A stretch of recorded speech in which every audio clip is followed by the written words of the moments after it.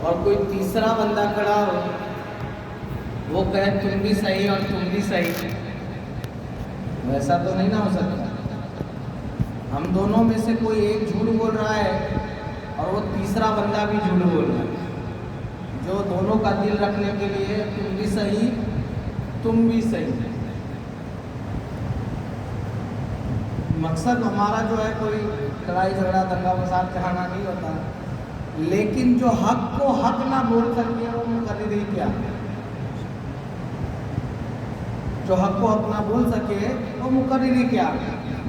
اب جو بندہ تم بھی صحیح بولتا ہوگا، یقیناً اس نے حق کے ساتھ سمجھوتا کیا ہوگا۔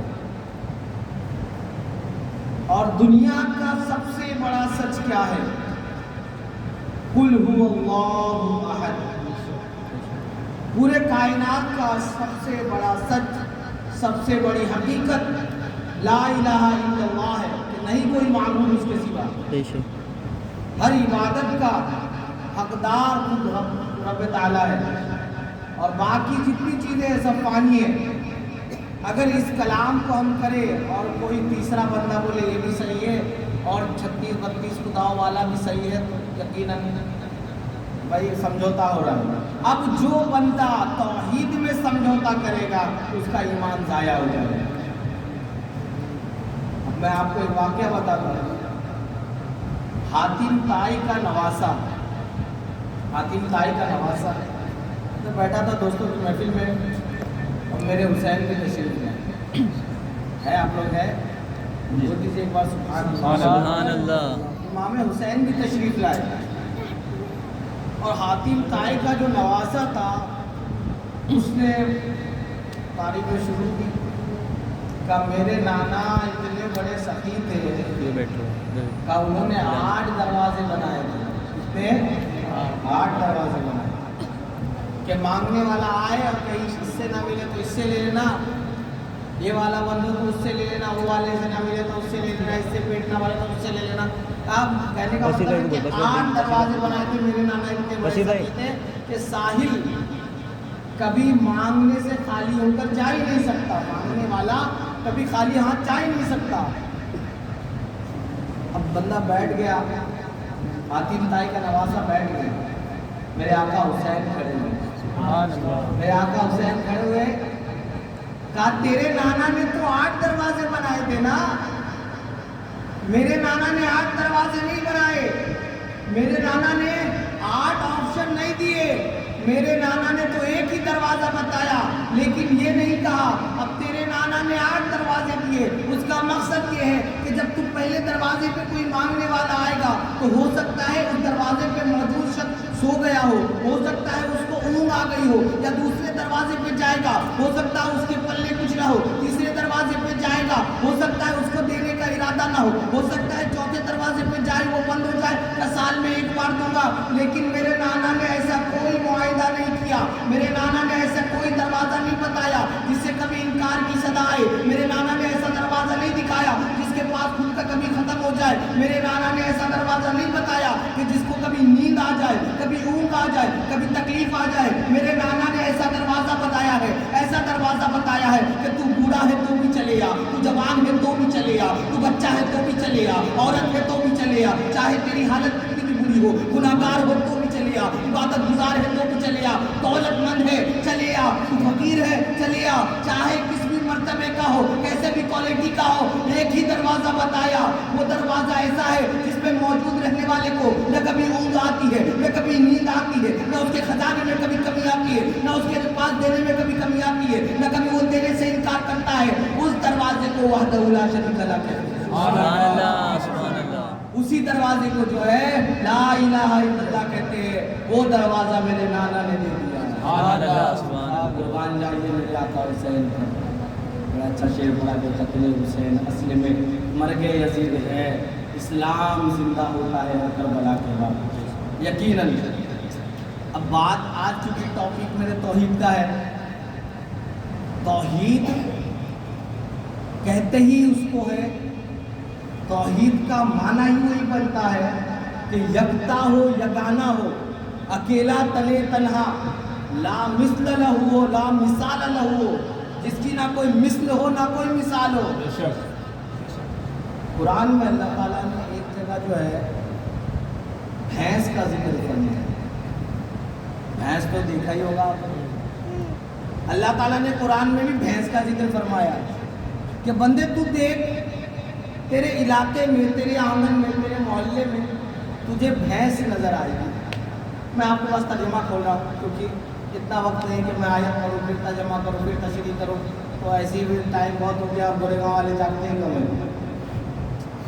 تو بندے تو دیکھ صحیح، تجھے بھینس نظر آئے گی، اس کا تو دودھ نکال پی لے، تجھے قوت ملے گی، طاقت ملے گی، لطف آئے گا، مزہ آئے گا۔ لیکن پینے سے پہلے بندے دیکھ تو صحیح کہ دودھ کس قدر سفید ہے، دودھ کس قدر سفید ہے۔ لیکن جب وہ دودھ بن رہا تھا بھینس کے پیٹ میں تو اس کے ساتھ گوبر بھی تھا، اس کے ساتھ خون کی سرخی بھی تھی، بھینس کے جسم کا کالا پن بھی تھا۔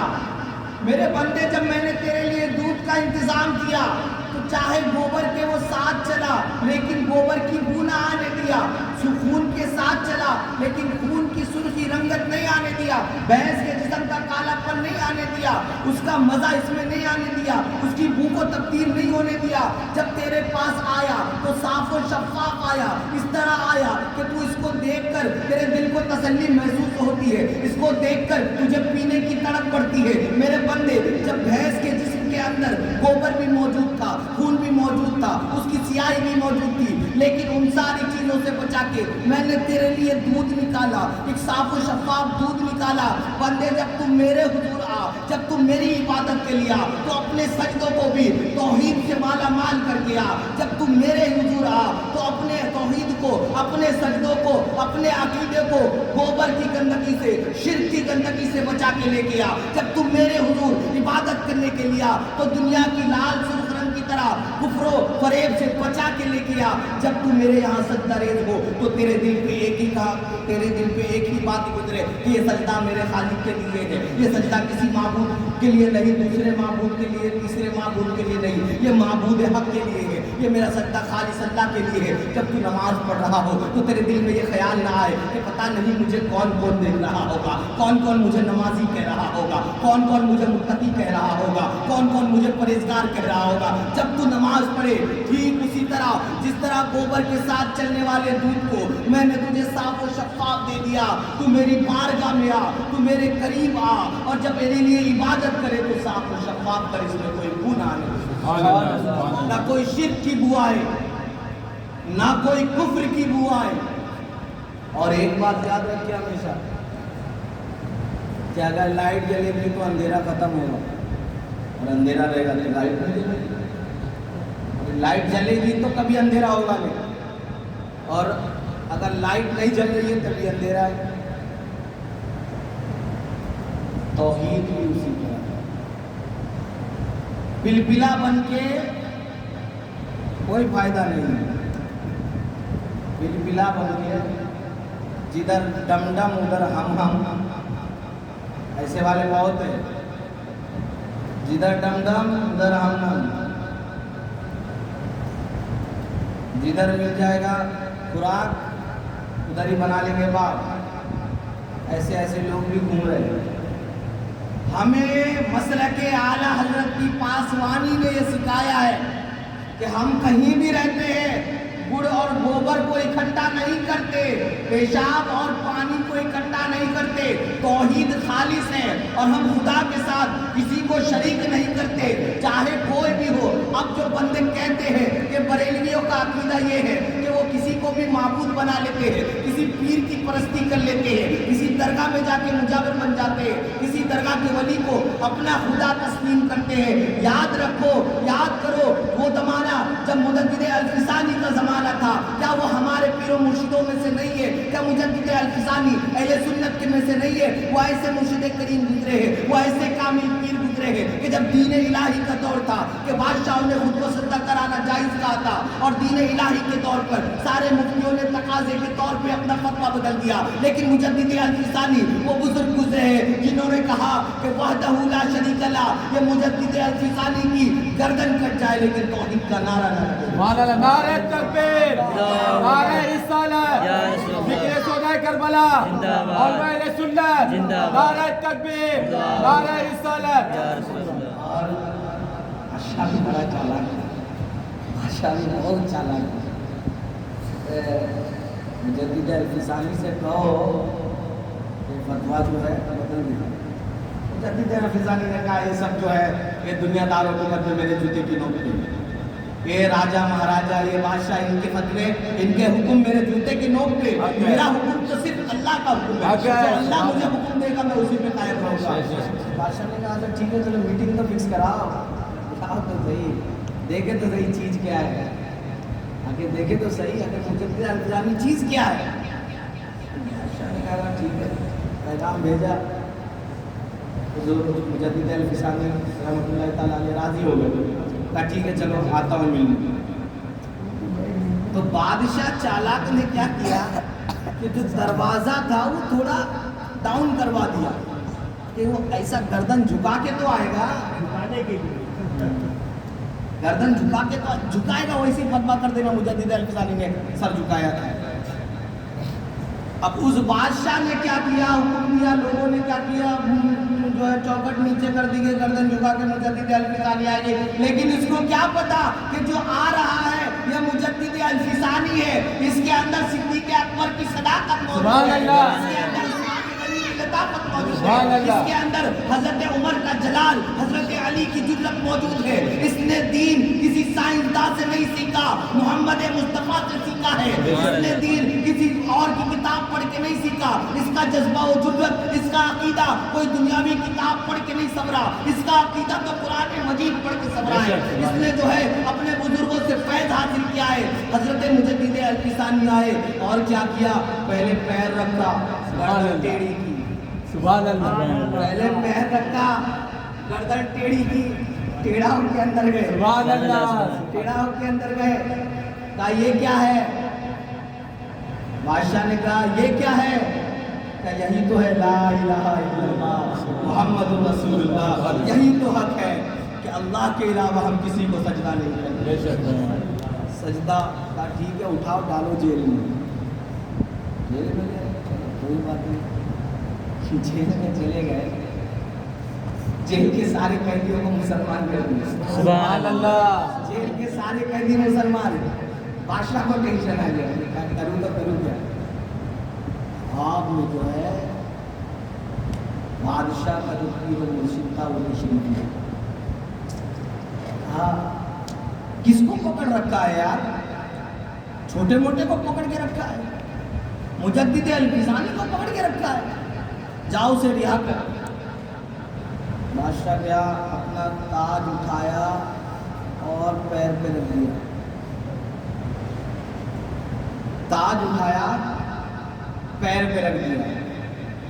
اسی پہ جب میں نے واقعہ پڑھا نا، میں صحیح بتا رہا ہوں، جب یہ واقعہ پڑھ رہا تھا میں ایک دم میرا ذہن گھما اور میں بریلی پہنچا، سبحان اللہ، ایک دم میرا ذہن جو ہے بریلی پہنچا کہ پیر و مرشد فرماتے تھے کہ تاج کو کاسا بنا کر کہہ رہے ہیں تاجور، ان کے در کی بھیک اچھی سروری اچھی۔ سبحان اللہ، نعرہ تکبیر، نعرہ رسالت، ذکر سودائے کربلا، عشق محبت، عشق محبت، عشق محبت، عشق محبت، علماء اہل سنت، نعرہ تکبیر، نعرہ رسالت۔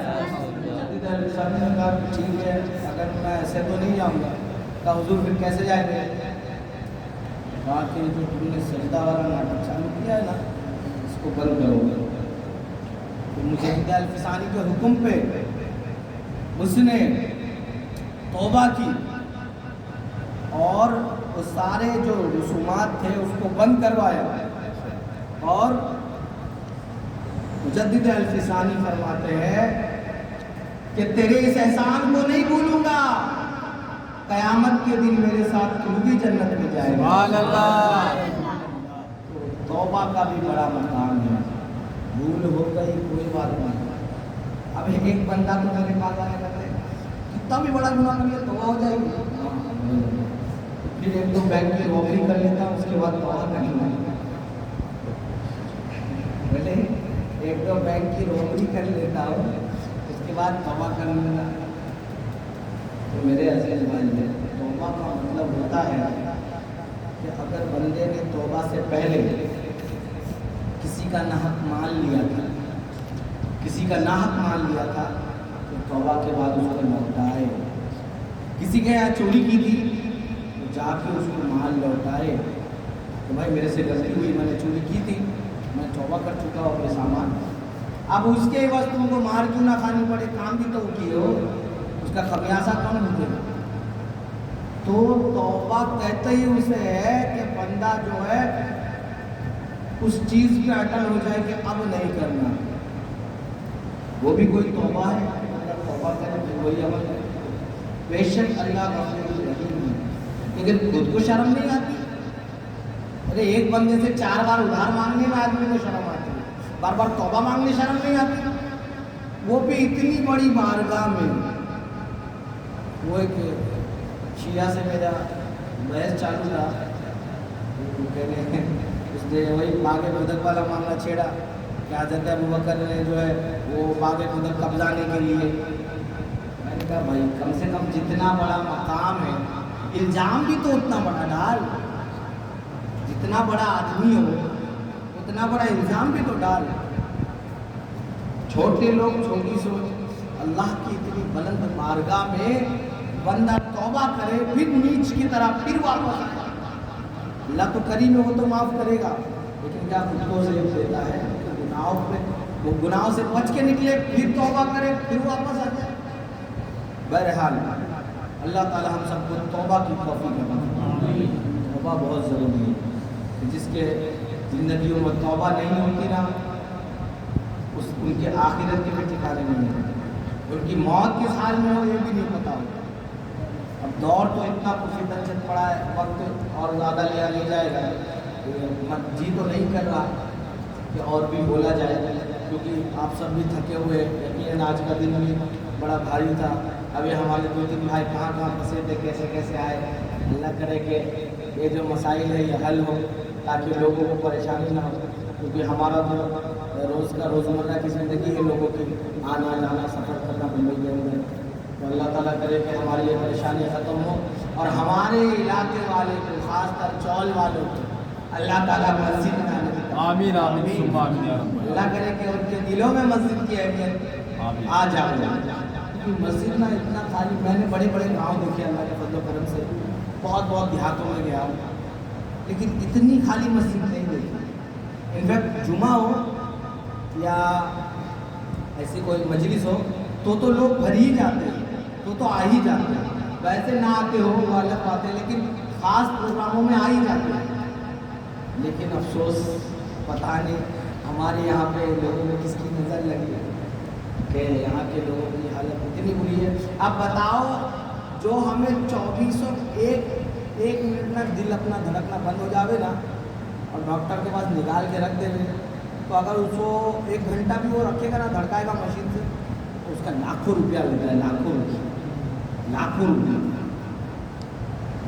24 گھنٹہ دل جو ہے دھک دھک کرتے رہتا ہے. تو اس دل کو دھک دھک کرانے والی ذات کے لیے بندہ مسجد میں آنے کا دیا کہ اس دل کو یہ خون کی روانگی, ابھی خون جم جاوے تو کدھر آگے بڑھ جائے. بھاڑ میں گیا کام, بھاڑ میں گئی نوکری, بندہ دوڑے گا پہلے جسم سے ہی ہو جانے. اگر آنکھ سے دکھنا بند ہو جائے تو پہلے آپریشن کراؤ, بعد میں کام دھندے پہ جائیں گے. لیکن اللہ بہت جو آنکھوں کو سلامت رکھنے والا ہے, جو آنکھوں کو دیکھنے کی قوت دینے والا ہے, جو ناک کو سونگھنے کی طاقت دینے والا ہے, جو زبان کو کھارا ہے, میٹھا ہے, تیکھا ہے, یہ مزہ چکھنے کی طاقت دینے والا ہے, اس رب کے حضور آنے کے لیے بچہ تیاری نہیں. تو کہاں سے خوشحالی آتی ہے, کہاں سے